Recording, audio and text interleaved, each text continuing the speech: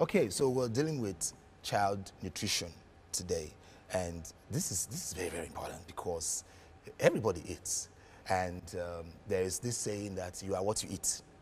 And so for newborn children, and of course those as they grow up, the nutrition is so important, and viewers need to be educated on how they can properly, feed their children and have them grow up strong, healthy, and vibrant. Pastor, talk to us about children nutrition. Thank you very much. First and foremost, nutrition has a purpose. Okay.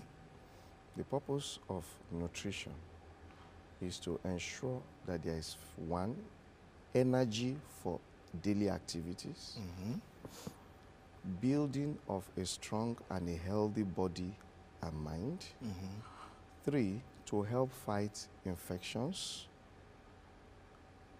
and various other problems that can attack the child. Okay. If we look at nutrition this way, then fourthly, we'll now talk about helping a child to grow in a balanced way in a family setting and in the environment. Nutrition plays a role in all of this. Okay. So that means there must be enough energy for daily activity without causing the child to lose what the child already has. Okay. In part of his storage. Every child is born already with some form of nourishment going on inside the pregnancy. Then once the child is born, nutrition starts outside the pregnancy. Now the child is exposed both to the environment and to nutrition. In the womb, not exposed like that to the environment, it just gets the nutrition from the placenta. So after delivery, we expect that nutrition will commence. Okay. In fact, nutrition is a sign of good health in a newborn baby. A newborn baby is supposed to be able to feed because nutrition is important. Okay. After breathing is feeding. So the feeding aspect now comes with the most readily available food that is already prepared before the baby comes, and that's breast milk. Okay. So the breastfeeding will ensure the child has nutrition for growth, nutrition for development, nutrition for daily activities, and nutrition for prevention of certain ailments and diseases that is in the environment, because now the child has come out of the protective environment of the womb. And of course, nutrition for a balanced family life, psychological development, and stuff like that. So immediately, feeding must start. A newborn must be ready to feed. A healthy newborn is ready to feed within 10-15 minutes of delivery. And most we feed within 30 minutes of delivery. After which, you now begin to step up to other family diets as they grow older. Okay. So if nutrition is optimal, it will provide energy. It will provide growth. It will help with development of the mind and various parts of the body. And it will also provide some form of protection against common diseases and illnesses. So nutrition covers all these things immediately the child is born, and it goes on throughout childhood. Okay. When the person is an adult, we are not talking about growth and development. We are talking about something else, maintaining what is there and still fighting common environmental problems by helping a strong and healthy immunity and then providing energy for daily activities. So in a nutshell, that's what nutrition helps us to accomplish. So the various traits the child may be born with, either genetic, strengths, abilities, or whatever, nutrition will be needed to allow those things to manifest in an optimal fashion. Okay. So nutrition is very vital when you talk of children. Thank you. And clearly from what you've highlighted to us right now, it then means that nutrition is something that needs to be properly planned. It must be planned. Properly planned from the onset. From the onset. Okay, Dr. Temu. So the child is brought into the world. The mother obviously is going to be breastfeeding the baby and so on. And Dr. Olushola has told us within the first 15 minutes, at the maximum 30 minutes, the child will be ready to feed. How important is that first breastfeeding for that child? Thank you.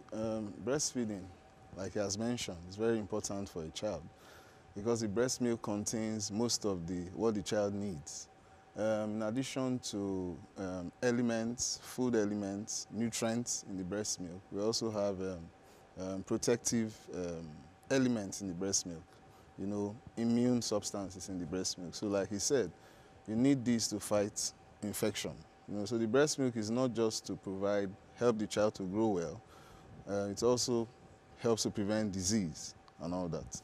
So it's very, very important, like he said, for once the child is born, that's why we advocate that the child should be put to breast as soon as the child is born, because for a newborn baby, for a young baby, the best source of nutrition is the breast milk.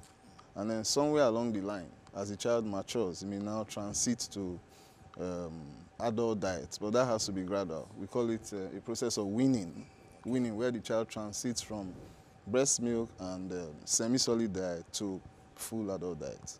Okay. Dr. Okonla, sir, now we talked about the nutrition for the child being planned and structured.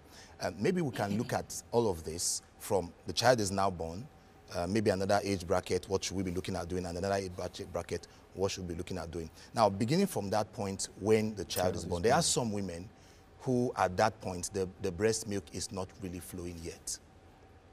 What should they do? Thank you. The key issue is that the woman during pregnancy should attend proper antenatal services. Okay. Where a lot of doubts and fears about breastfeeding are dispelled. Okay. And proper techniques of breastfeeding is taught. And that's why the woman has to be in a proper healthcare facility. Okay. Where these things are taught. Breast milk is not based on the size of the breast. The breast has the structure, no matter its size, to produce milk. And every woman can be made to lactate. Well, the other thing we need to know is that a woman may not lactate early because of various factors. Okay. First, misconceptions. She has already bought formula, the best and the most expensive formula that she wants to give her child. So already her mind is tuned off. Okay. Secondly, if a woman suffers complications during delivery, okay, pain and all those hemorrhage and various things may disturb. Then if a mother has inverted nipple, then it will be a little difficult. And that's why during pregnancy, these things are taught. If the nipple is inverted, it can be everted. Okay. In order to facilitate breastfeeding. Then there are breastfeeding techniques. Okay. There's a proper way to breastfeed. And this one is important to ensure that breastfeeding does not bring pain continuously to the mother. Especially pain in the back, pain in the neck, which are the things that can make the mother's mind to tune off. Because the hormone for stimulating the milk is prolactin, is in the brain. And when the mother is stressed up, poor sleep, unhappy, and various other things, milk productions begin to drop. So immediately the child is born, once the mother is ready, baby most likely will be ready because it's healthy and strong. So the mother is taught how to position the baby. The palm of the mother, under the buttocks of the baby. Okay. The baby's head in the crotch of the elbow. Okay. And of course, the baby is turned to face the mother and lifted up to the breast. Lifted up, not the mother bending to go to the baby. The baby is lifted up to the breast. Then the entire nipple, not a part of it, the complete nipple is put inside the baby's mouth. The baby's mouth will grab it. Because once the baby applies pressure to the areola behind the nipple, that's where the milk is. So not pressure on the nipple itself? No pressure on the nipple. Pressure on the nipple we call excoriation. Serious pain for the mother and also cause a negative feedback. The mother would not want to breastfeed. And the first milk in the first few days is called colostrum. Breast milk is a living thing. It contains living cells. It's not just antibodies.